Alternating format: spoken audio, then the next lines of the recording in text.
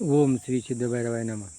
बघा आता आपल्याला काय देव, आता विज्ञान युगामध्ये आपण काय म्हणतो, माणूस विकसित झाला. माझं असं म्हणणं आहे, विज्ञान युगात माणूस अधोगतीला गेला. देवाची खरी व्याख्या काय आहे ही अनेक लोकांनी सांगितली, आणि ती कशी सांगितली, त्यांचं पोट भरण्याकरता सांगितली. त्यांना त्या साधूंनी, त्या लोकांनी जो देव दाखवला तो कशा करता, त्यांच्या पोटा करता. पण खरा देव कोणचा, आपल्या हृदयात, गीतेत सांगितलेले. आणि दुसरा देव आईबापात, मातृदेव भव, पितृदेव भव. तिसरा देव पंचमहाभूत, चंद्र सूर्य हवा वाणी पाणी. आणि हे प्राणीमात्र. आणि आज लोक काय करतात, मग तुकाराम महाराजांनी सांगितलं, गेले विसर्वनी खऱ्या देवा. गाडगे महाराजांनी काय सांगितलं, असा कसा तुमचा देव, घेतो बकऱ्याचा जीव. हां, अरे देवाला तुम्ही बकरं कापित्या, कोंबडं कापित्या. आणि मग या कलियुगामध्ये काय झालं, पाश्चात्य लोकही त्यांचं अनुकरण आपण घेतलं. आणि मातृदेवोभव, बघा रामाने 14 वर्ष वनवास भोगला. कशा करता, कुटुंबावस्था, दशरथ राजाची आज्ञा, कृष्णाने यशोदा मावशी होती, नंदराजा मावसा होता, सगळ्यांना प्रेम दिलं. आज जेवढी जेवढी भारतीय श्रावणबाळाने आईवडिलांची सेवा केली, भक्त पुंडलिकांना सेवा केली, आणि आपण सुद्धा तेच करायचं आहे. आणि आज गाडी आहे, बंगला आहे. अहो, प्रत्येक माणसाची इच्छा असते माझं लग्न व्हावा. आणि आता तर काहींचं होतच नाही म्हणा, लग्नाचा विषयच नाही. झालं ती झालं, आणि होतं का नाही ते सांगता येणार नाही. पण समजा लग्न झालं, मग बायको, मग मला मुलगा व्हावा, माझ्या वंशाला दिवा व्हावा, मग मी म्हातारा होईल, तो मला पाणी देईल, मला सांभाळील. आणि मग मुलं मोठे होतात, आणि त्यांना हे इंटरनेट आणि बाहेरच्या संगती लागतात.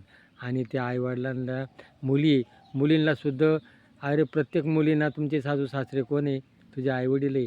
जर ते नसते तर तुला तो नवरा मिळाला असता का? आणि मग तूही सासू होणार आहे, तुलाच सून येणार आहे. पुढं पाहायला आज कोणालाच वेळ नाही. फक्त आज प्रत्येक माणूस पायापाशी पाहतो. आणि मग आज गाडी आहे, बंगला आहे, आणि गाडी बंगला आहे सगळं. आईबाप अन्न वाचून मारतात. अरे कुत्रे पाळतात तुम्ही, अरे कुत्र्याची तुम्ही व्यवस्था करू राहिले. हां, घोडे पाळतात, कुत्रे पाळतात. आणि आईवडिलांना जर तुम्ही तुमच्या आईवडिलांची सेवा केली तर तुमचे मुलं करतील. आज वडिलांना वृद्धाश्रमामध्ये नेऊन घालतात. आज आईवडिलांची बघा काय काय हालत आहेत. आणि मग त्यांचा तळतळाट तुम्ही घेतल्यानंतर तुम्हाला काय होणार आहे, तुमचे तेच करणार आहे. मग तुम्ही संघ काय आणलं होतं, संघ काय नेणार आहे, गाडी बंगला नेणार आहे का? आणि मग म्हणून आईबापाची सेवा आजही बाबा सांगतात. पण बाबा कसे सांगतात, 30,000 रुपये घेतात. नळी फुंकली सोनारे इकडून किरीवाले, इकडून ऐकत्या. स्वाध्यायामध्ये पांडुरंग शास्त्री आठवलेने सांगितलेले, मातृदेवोभव, पितृदेवोभव, आचार्य देवोभव. काय आज आचार्य देव नाही, मातृपितृदेव नाही, फक्त मी माझा मुलगा, बायको माझी गुरु, मुलगा झाला शालिग्राम, आता सेवा कोणाची करू. फक्त मी, माझी बायको, माझा मुलगा, माझ्या बायकोचं गणोगात. माझ्या नवऱ्याचं गणोगात अजिबात नको आहे. बायकोची बहीण जर आली तिची लई ठेप, आणि नवऱ्याची बहीण आली तिची हालत. आणि मग ती बहीण काय करते, वाटा घेते प्रॉपर्टीमध्ये. म्हणून आज मातृदेवोभव, बघा आईवडिलांची जर सेवा केली, त्यांचं दर्शन, तुमचा आशीर्वाद मिळतो, तुम्ही संग काही. म्हणून उन्मत्त मानवाला निसर्ग आखूड राहिला आहे. या कलियुगामध्ये उन्मत्तपणा माजला, आणि उत्मत्तपणा करता बायकोना नवऱ्याची आज्ञा पाळली पाहिजे, लहान्या भावांना मोठ्या भावाची केली पाहिजे, आईवडिलांची सेवा केली पाहिजे. आपली बायको आहे, त्या बायकोचा आपण आदर केला पाहिजे. आज कुटुंब अवस्था राहिली नाही. गोठ्यामध्ये काय जनावरं बांधतात, ते एकमेकाला मारतात, ज्याला हे खातं तसं आज कोण केव्हा येतं खातं. कुटुंबामध्ये सायं प्रार्थना नाही, काही नाही, काही नाही. आणि मला फुकट कसं मिळेल आणि फुकट मिळायच्या या आशेमध्ये लोक जिकडे तिकडे धावू लागले आणि खरा देव विसरून गेले. म्हणून आज ही आपली पाळी आलेली. म्हणून शासनासुद्धा वयस्कर लोक आहे बघा, वयस्कर वयोवृद्ध अपंग यांना जास्त मदत करायची गरज आहे. पण शासनही बी काय आहे, लाडक्या बहिणीकडून पैसे मत मिळवायचे आहे ना. मग लाडक्या बहिणीला हाते पाय ती लाडकी बहीण सासू-सासऱ्यांची सेवा करते का? तिला 15,000 1500 रुपये तुम्ही देणार आहे सासू-सासऱ्यांना, ती लाताना मारती, उपाशी ठेवती, जेवण देत नाही. आणि तिला तुम्ही मताकरता पैसे देऊ राहिलेत. आणि जो वृद्ध आश्रम आहे, जे वृद्ध आहेत, ज्यांना खरं गरज आहे, त्यांनी कष्ट केलेले, काम केलेले, आणि त्यांना तुम्ही आज त्यांचा पगार वेळेवर नाही आहे. काय पहिल्या महिलांची काळजी करता का? स्वार्थ आहे. हं? शासनाकडं सुद्धा स्वार्थ आहे. अरे तुम्ही सुद्धा सत्ता बघणार आहे, तुम्ही संघ काय नेणार आहे? हं? तुमची उद्या तीच अवस्था आहे. म्हणून वृद्धांची काळजी करा. शासनाने वृद्धांची काळजी करावा. त्यांची वेळच्या वेळी त्यांना द्या. त्यांचा आजारपण आहे, त्यांना चष्मा आहे, त्यांना काही लागणारं साहित्य आहे, त्यांची मुलंही देते नाही आणि शासनही देत नाही.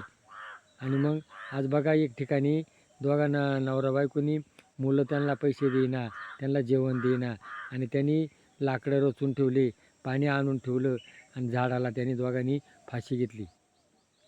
काय मग जर याच्यामध्ये वृद्ध फाशी घेत असेल तर मोदी सरकारनं या या फडणवीस सरकारनं विचार करा आणि वृद्धांना यांचा पगार वेळेवर नाही आहे, वृद्धांची काळजी करा.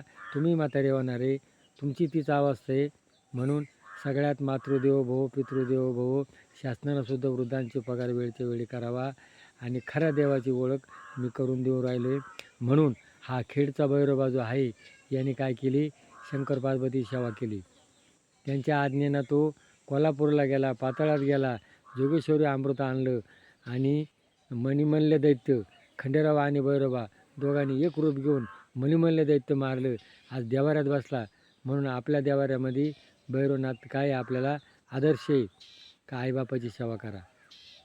गणपतीनं काय केली, कार्तिक स्वामी पृथ्वी प्रदक्षिणा करायला गेला आणि गणपतीनं फक्त शंकर पार्वतीला फेरी मारली आणि तो पूज्य मानला गेला. म्हणून आजच्या जगामध्ये मातृदेवो भव हा विषय लय महत्त्वाचा आहे. आज इकडं तिकडं गाडी आहे, बंगला आहे, सगळं आहे, त्यांनी सगळं केलं, पण वयोवृद्ध झाल्यानंतर ते कोण झाले? नोकर झाले, गडी झाले, पराधीन पुत्र वृद्ध या जगताचा. आज वृद्ध कोण झाला आहे?